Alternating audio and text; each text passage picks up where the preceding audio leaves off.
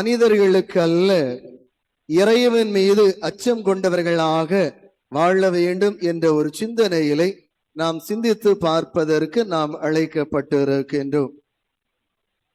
நாம் வாழ்கின்ற இந்த சமுதாயத்திலே இன்று மனித உயிர்களுக்கு மதிப்பு இருக்கிறதா என்ற ஒரு கேள்வியை கேட்டு பார்த்தால் அது இன்று குறைவாக இருக்கிறது. இல்லை என்றால் இல்லை என்றுதான் நாம் சொல்ல முடியும்.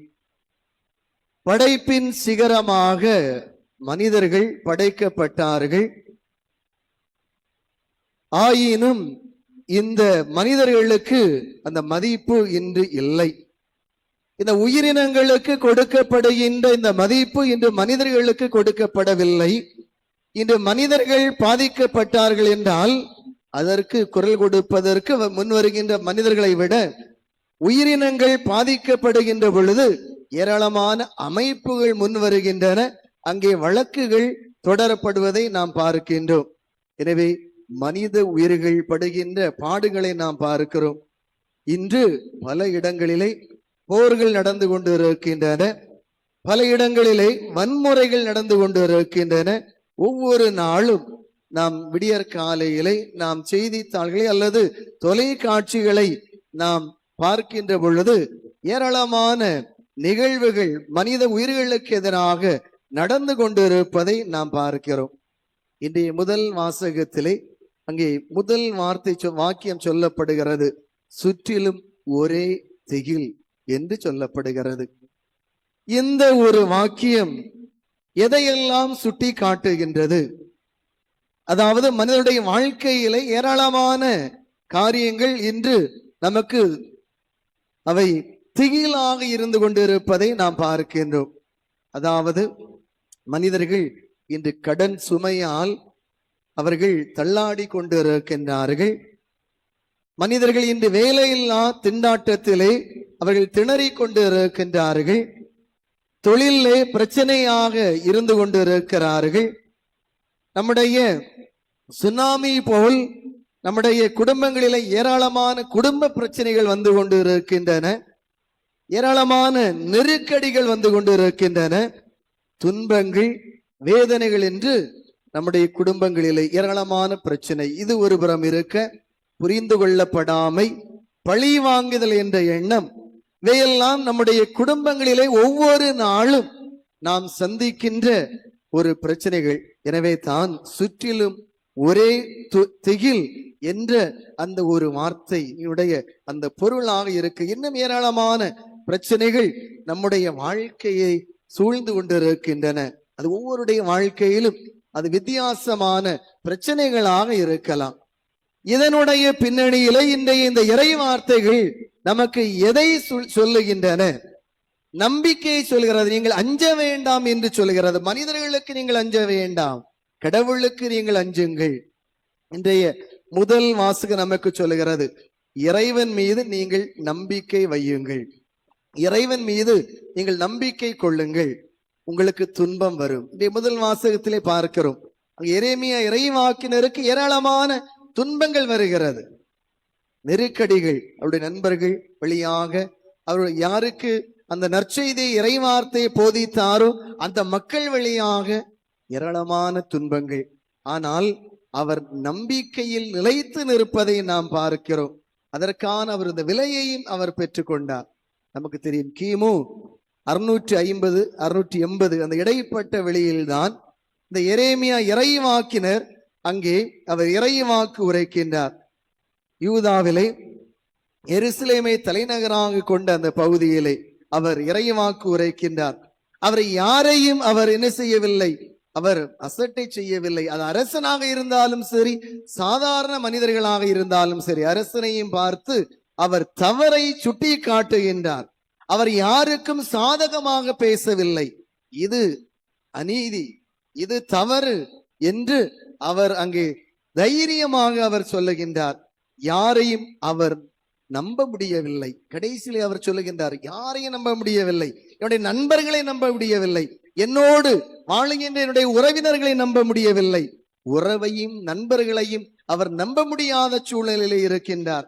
எனவே அவர் சொல்லுகின்றார், வீழ்த்த நினைத்தார்கள், ஆனால் வீழ்ந்து விடவில்லை என்று அவர் சொல்லுகின்றார். வீழ்ந்தவர்கள் யார்? யாரெல்லாம் வீழ்த்த நினைத்தார்களோ அவர்கள்தான் வீழ்ந்து போனார்கள் என்று அவர் சொல்லுகின்றார். அன்புக்குரியவர்களே, எனவே கடவுள் நம்மோடு இருக்கின்ற பொழுது, நாம் அந்த நேரான பார்வையிலே நாம் பயணிக்கின்ற பொழுது நாம் யாரையும் கண்டு அஞ்ச வேண்டிய தேவையில்லை.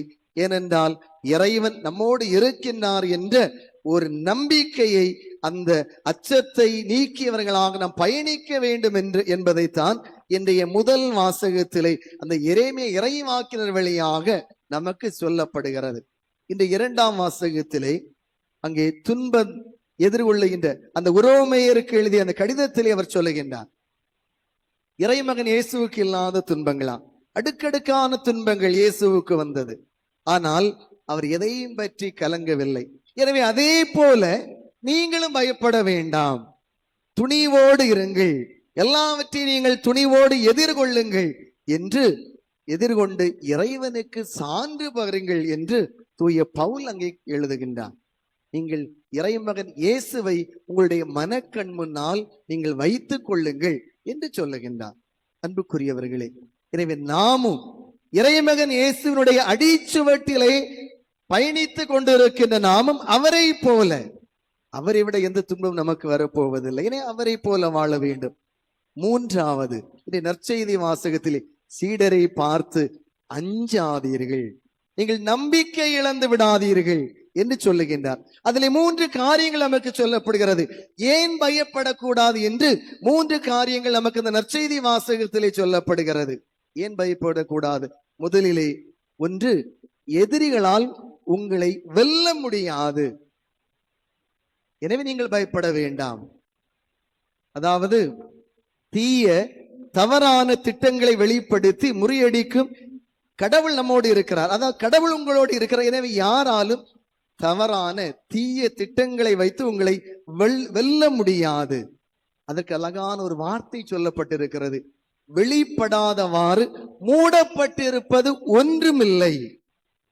எல்லாமே ஒரு நாள் என்ன செய்யும்? வெளிப்படும். நம்ம நிறைய நினைப்போம் எல்லாம் தெரியாது. எனவே வெளிப்படாதவாறு மூடப்பட்டிருப்பது ஒன்றுமில்லை. எனவே நீங்கள் யாரையும் பார்த்து அஞ்ச வேண்டாம், எதிரிகளால் உங்களை வெல்ல முடியாது, எனவே நீங்கள் அஞ்ச வேண்டாம். அவர்கள் என்ன செய்வாங்களோ, இவங்க என்ன செய்வாங்களோ என்று நீங்கள் யாரையும் பார்த்து அஞ்ச வேண்டாம் என்று முதல் சிந்தனை அங்கு சொல்லப்படுகிறது. எனவே நீங்கள் பயப்பட வேண்டாம். 1, எனவே உண்மை ஒரு நாள் வெளியே வந்தே தீரும். சோ நீங்கள் தைரியமாக நீங்கள் நற்செய்தியின் ஒளியிலே பயணித்துக் கொண்டே இருங்கள் என்று சொல்லுகிறார். இது 1. இரண்டாவது, எதிரிகளின் அதிகாரங்கள் வரையறுக்கப்பட்டு இருக்கின்றன. அதாவது நம்முடைய இந்த உலகத்திலே போர் மேகங்கள் சூழப்பட்டு இருக்கிறது, நாடுகளுக்கிடையே போர் நடைபெற்று கொண்டு இருக்கிறது. எதிரிகள் யாரும் இருக்கக்கூடாது என்று நாடுகள் எண்ணிக்கொண்டு இருக்கின்றன. ஆனால் இவற்றையெல்லாம் பார்த்து நீங்கள் கவலை கொள்ள வேண்டாம். எல்லாருக்கும் ஒரு அதிகாரம், அவை ஒரு லிமிட்டேஷன் தான், வரையறுக்கப்பட்டு இருக்கிறது. அதாவது சீடர்கள் ஒரு காலத்திலே பயந்தார்கள். ஏன் பயந்தாங்க? 2 காரணங்களுக்காக சீடர்கள் பயந்தார்கள். 1, நாம் வெளியே செல்லுகின்ற பொழுது நம் மீது தவறான குற்றச்சாட்டுகளை நம் மீது சுமத்தி விடுவார்கள், அதனால் அவர்கள் நம்முடைய உயிரை பறித்து விடுவார்கள் என்று பயந்தார்கள். 1, தவறான குற்றச்சாட்டு, 2வது அதனால் தங்களுடைய உயிரை அவர்கள் எடுத்து விடுவார்கள் என்று சீடர்கள் பயந்தார்கள். ஆனால் இயேசு சொல்லுகின்றார், நீங்கள் யாருக்கும் பயப்பட வேண்டாம் என்று அவர் சொல்லுகிறார். உங்களுடைய உடலையும் மட்டும் கொல்வர்களுக்கு நீங்கள் அஞ்ச வேண்டாம், உங்களுடைய உடலையும் ஆன்மாவையும் அழிப்பவருக்கே நீங்கள் அஞ்சுங்கள். எனவே அதன் பின் தான் சீடர்கள் என்ன செய்கிறார்கள்? உலகெல்லாம் சென்று படைப்பிற்கெல்லாம் நற்செய்தியை பறைசாற்றினார்கள். ஒவ்வொரு சீடர்களும் தங்களுடைய உயிரை அவர்கள் கையளித்தார்கள். தைரியமாக இருந்தால் எந்த குற்றச்சாட்டுமே வரட்டும், எந்த இழிவும் வரட்டும், பயப்படவில்லை. எனவே அன்புக்குரியவர்களே, அவர்களுடைய அதிகாரம் இவ்வளவுதான் என்று வரையறுக்கப்பட்டு இருந்தது. எனவே இவர்கள் சீடர்கள் யாரும் பயப்படவில்லை. எனவே இயேசு சொல்லுகிறார், நீங்கள் பயப்பட வேண்டாம், யாரும் எதுவும் சொல்லட்டும், உங்களுடைய உடலை மட்டும்தான் அவங்க அழிக்க முடியும், ஆனால் உங்களுடைய உடலையும் ஆன்மாவையும் அழிக்க வல்லவர் இயேசு இருக்கிறார். அவருக்கு மட்டுமே நீங்கள் அஞ்சுங்கள், மற்றவர்கள் யாருக்கும் நீங்கள் பயப்பட வேண்டாம் என்று இந்த இரண்டாவது சிந்தனை நம்முடைய நற்செய்தி வாசகம் சொல்லுகிறது. மூன்றாவது சொல்லுகின்றார், இறைவன் அன்பும் இரக்கமும் உள்ளவர். ஏனென்றால் அவரது சாயலாக நாம் படைக்கப்பட்டு இருக்கின்றோம், அவரது பாவனையாக படைக்கப்பட்டு இருக்கின்றோம். அதாவது அன்றைய சமுதாயத்திலே யூத சந்தையில் பொருள் வாங்கும் போது என்ன கொடுப்பாங்க? பொதுவாக சிட்டுக்குருவிகளை இலவசமாக கொடுப்பாங்க. நம்ம ஒரு காலத்துல பொருள் வாங்கும் போது மீதி பைசாலட்ட என்ன கொடுப்பாங்க? என்ன கொடுப்பாங்க? முட்டாய் கொடுப்பாங்க. இன்னைக்கு தான் தரமாட்டாங்க. ஏன்னா ஒரு முட்டாய் எவ்வளவு ரூபா? 1 ரூபா. அன்னைக்கு இல்ல 5 பைசா 10 பைசா தான் இருக்கும். இன்னைக்கு 1 ரூபா கொடுக்க மாட்டாங்க, அப்படித்தானே? அப்ப அந்த சந்தையில என்ன கொடுப்பாங்க? சிட்டுக்குருவிகளை இலவசமாக கொடுப்பார்கள். அப்ப அதான் சொல்றாங்க, அந்த இலவசமாக கொடுக்கப்படுகின்ற அந்த சிட்டுக்குருவிகள் மேல் இயேசு இவ்வளவு கரிசனையாக இருக்கிறார் என்றால், அவரது பாவனையாக சாயலாக படைக்கப்பட்ட மனிதர்களாகி உங்கள் மேல் அவர் எவ்வளவு கரிசனையாக இருப்பார் என்று சொல்லப்படுகிறது அன்புக்குரியவர்களே. எனவே இறைவன் உங்கள் மீது அதிக அக்கறையும் கரிசனையும் உள்ளவர். எனவே அவர் உங்களை கைவிட மாட்டார். எனவே நீங்கள் அஞ்ச வேண்டாம் என்று சொல்லுகிறார். எனவே இந்த நற்செய்தியிலே இந்த 3 காரியத்திற்காக நீங்கள் பயப்பட வேண்டாம் என்று சொல்ல. ஒன்று, வெளிப்படாதவாறு மூடப்பட்டிருப்பது ஒன்றுமில்லை, அது ஒரு நாள் வெளிப்படும். இரண்டாவது, உங்களுடைய உடலை மட்டும் அழிப்பவர்கள் நீங்கள் அஞ்ச வேண்டாம், உங்களுடைய உடலையும் ஆன்மாவையும் அழிப்பவருக்கு மட்டுமே அஞ்சுங்கள். மூன்றாவது, இந்த இலவசமாக கொடுக்கப்படுகின்ற இந்த சிட்டுக்குருவிகள் மீது கடவுள் இவ்வளவு அன்பு செலுத்துகிறார் என்றால், அவருடைய சாயலாக படைக்கப்பட்ட உங்களை எவ்வளவு அன்பு செலுத்துவார். எனவே நீங்கள் அஞ்ச வேண்டாம். இந்த 3 காரியத்துக்காக நீங்கள் அஞ்ச வேண்டாம் என்று சொல்லுகிறார். அன்புக்குரியவர்களே, அப்ப நம்முடைய வாழ்வு கடவுள் என்ன சொல்லுகிறார்? நாம் அஞ்சாமல் இருக்க என்ன செய்ய வேண்டும்? வலிமையான வீரரை போல் இறைவன் என்னோடு இருக்கிறார். நாம் எல்லாரும் ஆலயத்திற்கு வருகிறோம், ஜெபமாலை சொல்லுகிறோம், என்னெல்லாம் செய்கிறோம். இதெல்லாம் எதற்காக? உண்மையிலே இறைவன் என்னோடு பயணிக்கிறார். அவர் வலிமையான வீரரை போல் என்னோடு உடனிருந்து அவர் பயணித்துக் கொண்டு இருக்கிறார் என்பதை அனுபவபூர்வமாக நாம் உணர வேண்டும். அதாவது துன்பம் வருகின்ற பொழுது 2 காரியங்கள் செய்வார்கள். ஒன்று, ஓடி ஒளிந்து விடுவார்கள். நிறைய பேர் அப்படிதான், பிரச்சனை ஆளை காணவே செய்யாது, அது ஒரு அங்க நிப்பாங்க. பிரச்சனை வந்தாச்சுன்னா ஆளை அட்ரஸ் இருக்காது. சிலவங்க என்ன செய்வாங்க? அங்க நிப்பாங்க. அப்ப 2 பேர். சிலவங்க நம்ம இந்த நேரத்தில் இவங்களை கூப்பிடலாம், இவங்க தைரியம் நிப்பாங்கன்னு சில ஆட்கள் உண்டு. சிலவங்க அந்த நேரத்தில் கூப்பிடவே முடியாது, அப்படிதானே? அப்ப நாம் எப்படிப்பட்டவர்களாக இருக்கிறோம்? அந்த பிரச்சனை நேரத்திலே நாம் ஓடி ஒளிகின்றவர்களாக இருக்கிறோமா? மன தைரியத்தோடு அதை சந்திக்கின்றவர்களாக இருக்கிறோமா? இயேசு சொல்லுகிறார், அவர் வலிமையான வீரரை போல் நான் உங்களோடு இருக்கிறேன், எனவே நீங்கள் அதை அஞ்ச வேண்டாம் என்று சொல்லுகிறார். ஒரு கதையை கேள்விப்பட்டிருப்பீங்க. நம்ம சைக்காலஜியில் நிறைய காரியங்கள் உண்டு. ஒருவன் தன்னை ஒரு எலியாக நினைத்து எல்லாவற்றிற்கும் பயப்பட்டு கொண்டே இருந்தான். எல்லாவற்றுக்கும் பயப்பட்டுட்டே இருந்தான். அப்ப அவனுடைய பெற்றோர் என்ன செய்யறாங்க? ஒரு உளவியலாளர்கிட்ட கூட்டிட்டு போறாங்க. அப்ப அவரு என்ன செய்யறாங்க? நல்லா பேசுறாங்க, பேசி நல்ல கவுன்சிலிங் எல்லாம் கொடுக்கறாங்க. கூட்டிட்டு போய் அவன் என்ன செய்யறான்? எனக்கு நல்ல தைரியத்தை எல்லாம் கொடுத்தீங்க, அதுக்கு நன்றி, நான் இப்போ என்ன தைரியமா போவேன், நான் என்ன பயம் எல்லாம் இல்லை அப்படின்னு சொல்லிட்டு தைரியமா வீட்டுக்கு போவோம். அப்புறம் வழியில ஒரு பூனை கிராஸ் ஆகிடும். இவனுக்கு என்ன பயம் வந்துச்சு. மீண்டும் எங்க போவாங்க? கவுன்சிலிங் கூட்டிட்டு போவாங்க.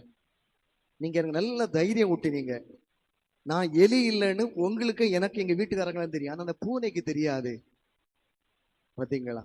இப்படிதான் இருக்கிறோம் அன்புக்குரியவர்கள். எனவே நம் ஆற்றலையும் நம் ஆக்க சக்தியையும் சுய அடையாளத்தையும் அறியாதவர்கள் தான் பயப்படுவார்கள்.